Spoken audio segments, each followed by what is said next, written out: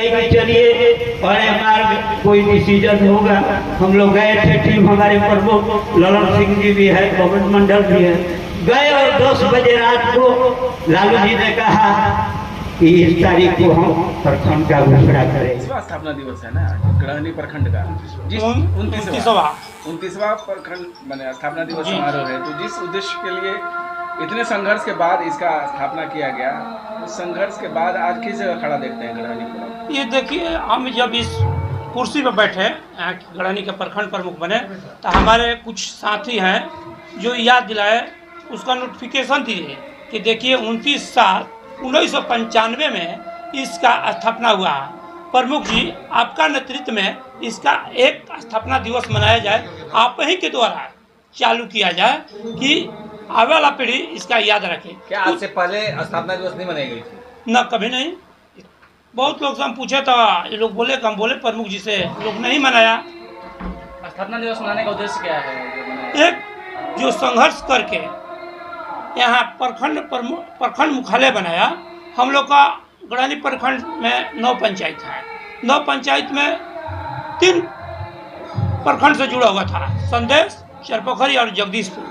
तीनों पंचायत प्रखंडों से काट कर 3 पंचायत एक प्रखंड मुख्यालय बनाया गया।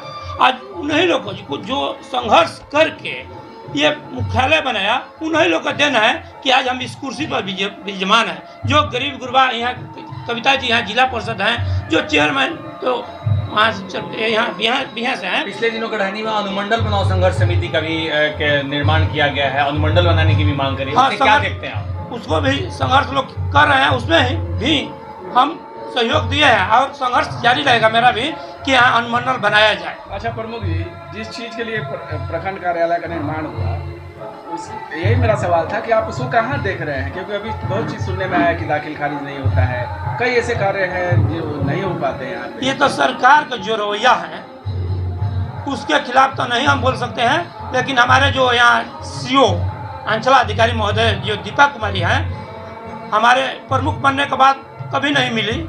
मैं एक दिन किसी कारणवश कुछ लोग का आवासीय जाति के लिए, ढोंगल के लिए बच्चियाँ घूम रही थी, इसके खिलाफ मैं एक आदमी से बोले कि जाके बोलिए CO मैडम से हम मिलेंगे। CO मैडम से मिलकर मैं आश्वासन यही दिए कि हमको इतना जानकारी नहीं है। ये तो सरकार का दोष है, सरकार के खिलाफ में नहीं बोलते, लेकिन ये सरकार का दोष है जो वो महिला के यहाँ विदा करके लोगों का परेशान किया जाता है। यहाँ का म्यूटेशन जाकर देखिए, जब से वो आई है 1200 आवेदन या 1400 आवेदन है म्यूटेशन के लिए, परिमार्जन के लिए, किसी से मिलने के लिए। उसका तो सबसे का सरकार का रवैया है, का सरकार का संविधान में है कि वे सबसे पहले संस्कार नहीं जानती है कि प्रमुख जी यहाँ के क्या है क्या नहीं है। अभी वीडियो के कॉल करेंगे चाहे बात करेंगे, उसका प्रणाम सलाम नहीं जानती है वीडियो या CO जो भी कर्मचारी हैं। इससे पहले कैसे यहाँ के प्रमुख थे, इसके बारे में मैं टिप्पणी नहीं करना चाहते हैं, लेकिन एक जनप्रतिनिधि के क्या प्रोटोकॉल है उसको ध्यान में रखते हुए काम करना चाहिए। इसमें सुधार की जरूरत है। जी एकदम बिल्कुल सुधार है। आपके अनुसार वीडियो और CO मान सम्मान में कमियां कर? ना, हमको तो मान सम्मान देना ही नहीं देगी तो हम तो ताला बंद कर देंगे। हम तो संघर्ष, मेरा जीवन ही संघर्ष है, मेरे पास कुछ नहीं है, जीवन ही संघर्ष है। संघर्ष करके यहाँ तक आए हैं, संघर्ष करके आगे भी जाएंगे। परिचय आपका? विनोद सिंह, प्रखंड प्रमुख गढ़हनी। चलिए बड़े मार्ग कोई डिसीजन होगा।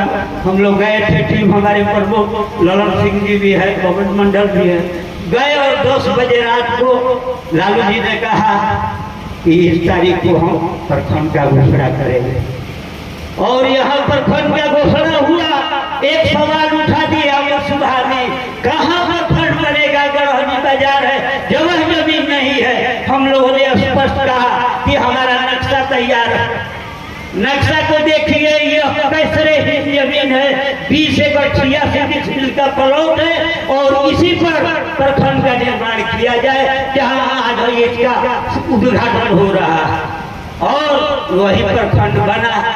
मुकेश जी ने भी जो बात कहा, हम लोग यही सीखा है। लक्ष्य मेरा उद्देश्य है, लड़ाई हमारी न्यायप्रिय हो, सामाजिक न्याय और सांप्रदायिक सद्भाव को देखते हुए हम लक्ष्य की तरफ नीचे बढ़ेंगे। दुनिया की कोई ताकत मुझे रोक नहीं सकती और नहीं रोक पाई। लेकिन एक बात, संविधान की बात चली है, संविधान डॉक्टर भीमराव अम्बेडकर द्वारा लिखा गया है।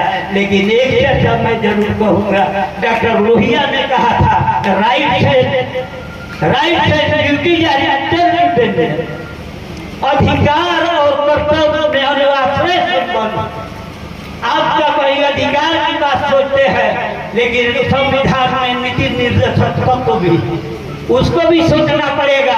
अगर आपकी सच्ची लड़ाई है, न्यायप्रिय लड़ाई है, तो सीओ पीटीओ डीएसपी सीएम कोई रोक नहीं सकता। अंतिम मंजिल तक पहुंचा कर अपना काम करेंगे। इसी बात के साथ मैं जरूर अस्वस्थ विद्यालय नहीं बोल पाऊंगा, लेकिन एक सलाह दूंगा।